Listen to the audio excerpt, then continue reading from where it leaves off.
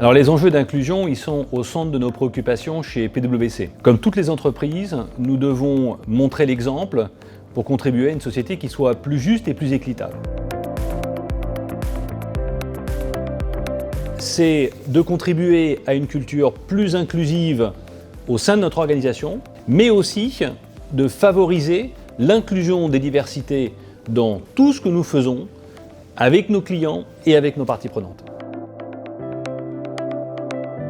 Nous avons un programme avec 4 grands piliers. Le premier, c'est la culture inclusive et puis une focalisation sur l'équité femmes-hommes, les personnes en situation de handicap et LGBT+. Probablement les biais inconscients que nous appliquons. J'évoquerai aussi la culture de l'entre-soi. Non pas d'ailleurs par hostilité, mais parce qu'il est souvent plus simple de travailler avec des personnes qui nous ressemblent, que ce soit d'ailleurs cursus, origine sociale, parce qu'on partage des référentiels communs. La première, c'est l'implication au plus haut niveau du top management. La seconde, c'est la capacité à avoir des tableaux de bord qui permettent justement de mesurer l'avancement sur ces sujets. La troisième bonne pratique, c'est de pouvoir mettre en avant des rôles modèles qui sont justement issus des diversités et qui vont incarner la possibilité de faire carrière dans l'entreprise. Accélérer, oui, et il y a même eu d'ailleurs un effet de rattrapage tant la crise a tout accéléré. L'inclusion, c'est une condition de succès des organisations.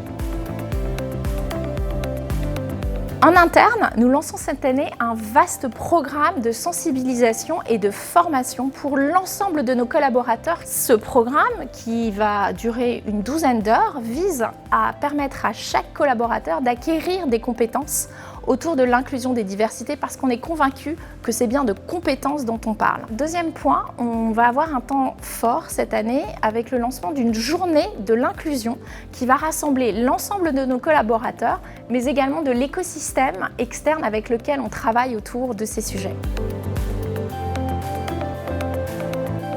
Les combats sont nombreux parce que notre ambition, c'est d'avoir des résultats qui soient tangibles et qui permettront de montrer que plus de diversité, c'est vecteur de richesse, non seulement d'un point de vue économique, mais également évidemment d'un point de vue sociétal.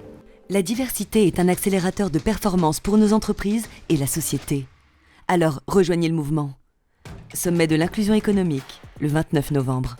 Inscrivez-vous. www.inclusion-économique.com